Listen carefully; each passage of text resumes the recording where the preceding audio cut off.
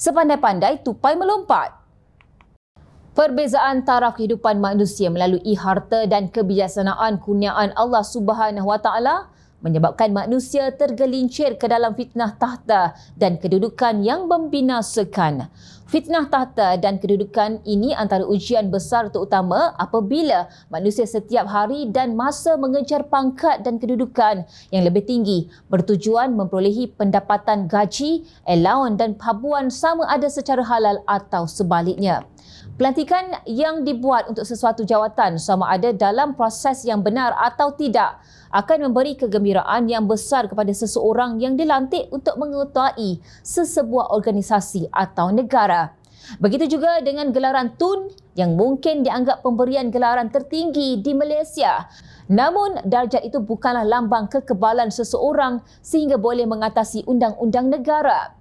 Semenjak kerajaan Madani mentadbir negara setelah berakhirnya Pilihan Raya Umum ke-15, pengisytiharan harta oleh segelintir pemimpin politik termasuk yang kini menjadi menteri dilihat lebih tegas untuk menunjukkan jumlah sebenar kekayaan mereka. Perkara ini dibuktikan apabila negara dikejutkan dengan berita bekas Menteri Keuangan Tun Daim Zainuddin dihadapkan ke Mahkamah Session Kuala Lumpur pada 29 Januari lalu atas tuduhan gagal mematuhi notis Suruhanjaya Pencegahan Rasuah Malaysia SPRM dengan tidak mengisytiharkan 70 aset dan satu akaun bank. Daim didakwa sengaja memberikan satu pernyataan bertulis secara bersumpah yang tidak mematuhi terma notis di bawah Seksyen 36-1-A Akta SPRM 2009 bertarikh 8 November 2023. Rentetan itu, beliau didakwa di bawah Seksyen 36-2 Akta SPRM Akta 694 yang memperuntukkan hukuman penjara tidak lebih 5 tahun dan boleh didenda tidak lebih RM100,000 jika sabit kesalahan. Selain Daim, bekas Perdana Menteri Tun Dr. Mahathir Mohamad juga tidak terkecuali di siasat SPRM berkenaan pengisytiharan harta seperti yang dimaklumkan anaknya sendiri, Datuk Seri Mukris. Presiden Parti Pejuang Tanah Air, Pejuang itu mendedahkan bahawa Suruhanjaya itu menghantar notis ditandatangani Ketua Pesuruhanjaya SPRM Tan Sri Azam Paki kepada abang-abangnya Mirzan dan Tan Sri Mokzani untuk mengisytiharkan segala aset alih dan tidak alih yang berada dalam pegangan sama ada di dalam ataupun di luar negara dalam tempoh 30 hari daripada tarikh notis.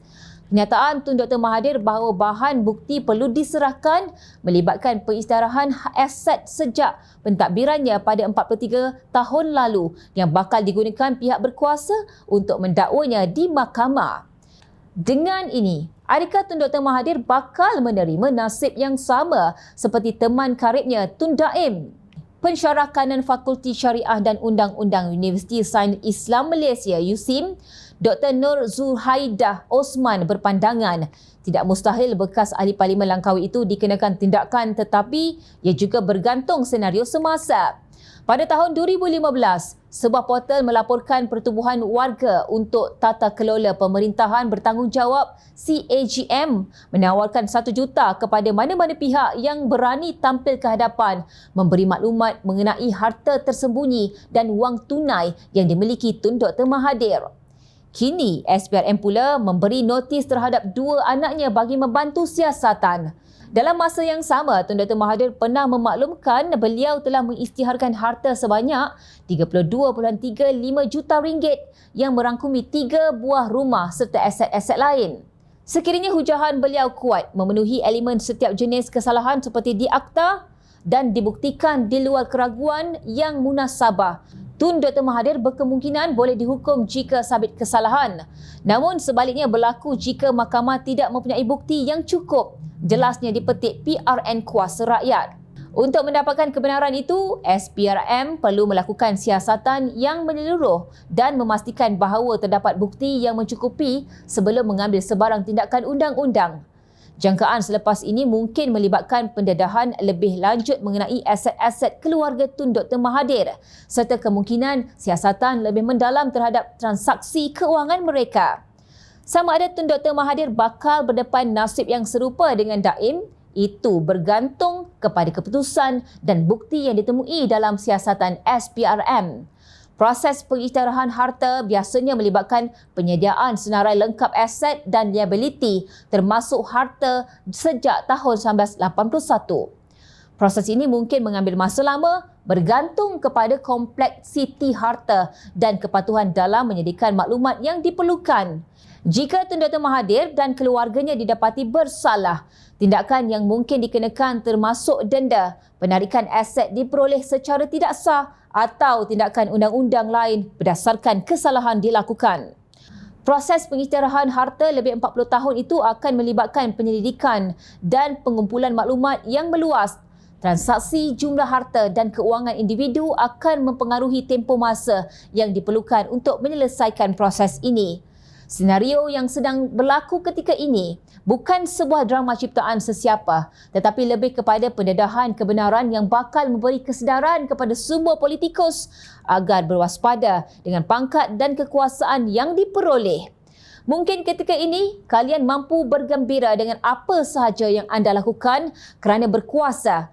Tetapi yang dibimbangi adalah ianya dibongkarkan dan didedahkan ketika kita sudah berada di hujung usia.